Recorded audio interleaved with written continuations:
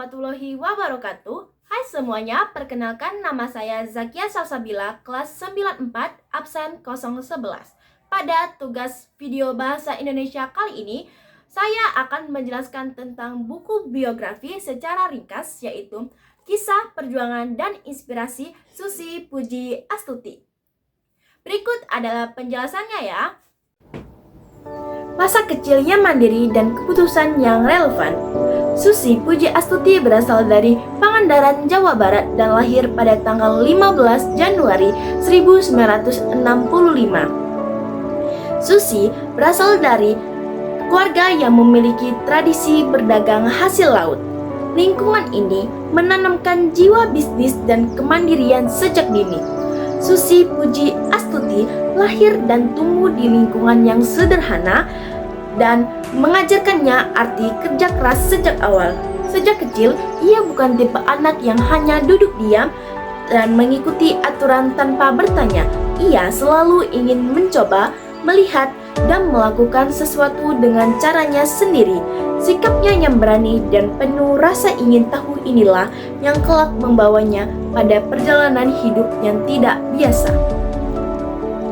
Ketika teman-teman seusianya sibuk memikirkan sekolah dan masa depan yang aman, Susi justru memilih jalan yang berbeda. Ia memutuskan berhenti sekolah bukan karena tidak mampu belajar, tetapi karena ia merasakan dunia nyata lebih menantang untuk ditaklukkan. Keputusan ini menjadi awal dari perjalanan panjang yang penuh jatuh dan bangun.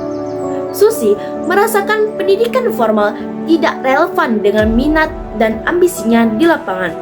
Keputusan ini menunjukkan keberaniannya untuk menentang norma dan mengikuti naluri bisnisnya. Modal awal dengan uang hasil menjual perhiasannya sekitar Rp750.000, Susi memulai bisnisnya dengan modal yang sangat minim untuk sebuah awal karir yang luar biasa. Dengan modal kecil dan semangat besar, Susi mulai berjualan berbagai barang di pasar. Dari pengalaman itulah ia belajar bagaimana membaca peluang dan memahami kebutuhan orang-orang di sekitarnya. Tak lama kemudian, ia menemukan dunia baru yang begitu dekat dengan kehidupan masyarakat pesisir, perikanan. Susi mulai mengumpulkan dan menjual ikan, membangun kepercayaan nelayan, dan sedikit demi sedikit membangun usahanya sendiri. Perjuangan merintis bisnis perikanan. Awal karir sebagai bakul ikan pada tahun 1983, Susi memulai dari bawah sebagai pengepul atau bakul ikan. Ia harus gigih dan ulet, terlibat langsung dalam proses jual beli, bahkan sering berjualan berkeliling.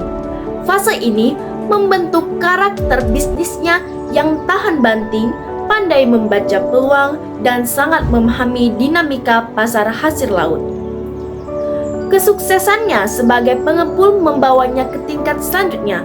Pada tahun 1996, Susi mendirikan pabrik pengolahan ikan, PT Asi Puji Astuti Marine Product.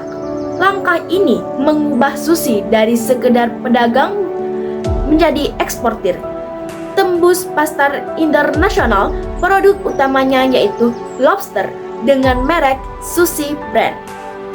Berhasil menembus pasar internasional, hal ini menunjukkan kemampuan Susi dalam menjaga kualitas produk dan bersaing di pasar global, terutama di Asia dan Amerika. Untuk dapat menembus ke pasar internasional, bukan perjalanan yang mudah untuk Susi. Susi fokus pada kualitas dan standar ekspor, menerapkan standar mutu yang ketat agar produknya memenuhi persyaratan pasar internasional. Ia berinvestasi pada fasilitas pendingin, pengemasan, dan proses seleksi hasil laut. Fokus pada kualitas inilah yang membuat produknya mampu bersaing di pasar ekspor, yaitu di Asia dan Amerika. Keberhasilan ini menunjukkan kemampuannya membangun jaringan bisnis global meski berasal dari usaha lokal kecil. Perusahaan ini bekerja sama dengan nelayan kecil sebagai pemasok utama. Susi memastikan nelayan mendapatkan harga yang adil dan pembayaran tepat waktu, sehingga tercipta hubungan jangka panjang yang saling menguntungkan. Keberhasilan PT ASI Puji Astuti Marine Product menjadi fondasi lahirnya Susi Air dan usaha-usaha lain milik Susi Puji Astuti. Perusahaan ini tidak hanya berorientasi bisnis, tetapi juga berdampak sosial dan ekonomi bagi masyarakat pesisir. Namun, jalan kesuksesan tidak pernah mulus. Tantangan ekonomi, persaingan usaha, serta keterbatasan alat transportasi membuat Susi harus berpikir lebih kreatif. Kebutuhan untuk mengirim ikan segar ke berbagai daerah membuatnya mengambil keputusan ekstrim membeli pesawat. Dari satu pesawat kecil itulah lahir perusahaan penerbangan yang kini dikenal sebagai Susi Air, sebuah perusahaan yang justru tumbuh pesat melayani daerah-daerah terpencil di Indonesia. Susi menyadari bahwa transportasi darat dan laut yang lambat seringkali menurunkan kualitas produk ekspornya. Untuk mengatasi masalah logistik ini, Susi mengambil risiko besar dengan mendirikan maskapai penerbangan perintis Susi Air pada tahun 2004. Susi membeli pesawat kecil jenis Cessna 208 Caravan yang mampu mendarat di landasan pendek dan daerah terpencil. Pesawat ini sangat cocok dengan kondisi geografis Indonesia yang banyak pulau dan wilayah yang sulit dijangkau. Dari satu pesawat, Susi Air mulai membangun sistem operasional penerbangan secara bertahap. Momentum penting perkembangan Susi Air terjadi saat tsunami Aceh. Banyak wilayah terisolasi dan tidak dapat dijangkau transportasi darat maupun laut. Susi Air terlibat aktif dalam misi kemanusiaan, mengangkut bantuan relawan dan tenaga medis ke daerah terdampak. Peran ini membuat Susi Air dikenal luas oleh pemerintah, lembaga internasional, dan masyarakat. Perkembangan menjadi maskapai perintis setelah tsunami, Susi Air berkembang menjadi maskapai penerbangan perintis. Fokus utamanya adalah melayani rute-rute yang tidak diminati maskapai besar karena dianggap kurang menguntungkan, seperti daerah pegunungan Papua, Nusa Tenggara Timur, Maluku, dan wilayah perbatasan. Susi Air mengisi kekosongan konektivitas udara di wilayah-wilayah tersebut. Susi Puji Astuti menekankan standar keselamatan penerbangan yang tinggi. Susi Air berinvestasi besar pada perawatan pesawat, pelatihan pilot, dan perekrutan tenaga profesional, termasuk pilot asing yang berpengalaman. Hal ini penting mengingat medan penerbangan yang ekstrim dan cuaca yang sering tidak menentu. Susi Air menjalin kerjasama dengan pemerintah Indonesia untuk membangun program penerbangan perintis, pengiriman logistik, dan layanan darurat. Maskapai ini juga sering digunakan untuk evakuasi medis, distribusi bahan pokok, dan dukungan operasional di daerah konflik atau bencana. Pada tahun 2014, Presiden Joko Widodo menunjuk Susi Puji Astuti sebagai Menteri Kelautan dan Perikanan. Penunjukan ini menjadi sorotan nasional karena latar belakangnya yang non-akademik dan karakternya yang unik. Tidak mudah seseorang dengan ijazah SMP seperti Susi untuk bisa menjadi seperti sekarang. Dengan berbagai pencapaian hebatnya, Susi mempunyai faktor X yang dia anugerahi olehnya yang tidak dipunyai oleh mereka yang berpendidikan tinggi sekelas S3, Sekalipun Susi adalah wanita spesial, jiwa kepimpinannya dan keuletannya tidak diragukan lagi.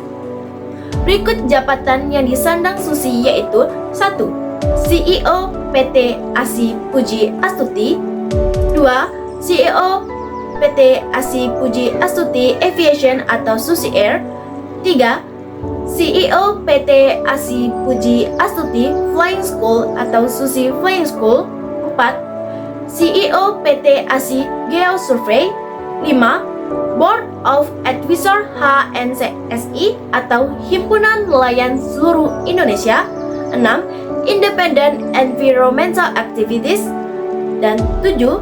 Ketua Komite Pembangunan UKMK ADIN Indonesia. Saat pertama kali dilantik, Susi banyak diragukan karena latar belakang pendidikan yang tidak formal. Namun, ia menjawab keraguan tersebut dengan kerja nyata, ketegasan, dan kebijakan yang berani demi kepentingan nasional.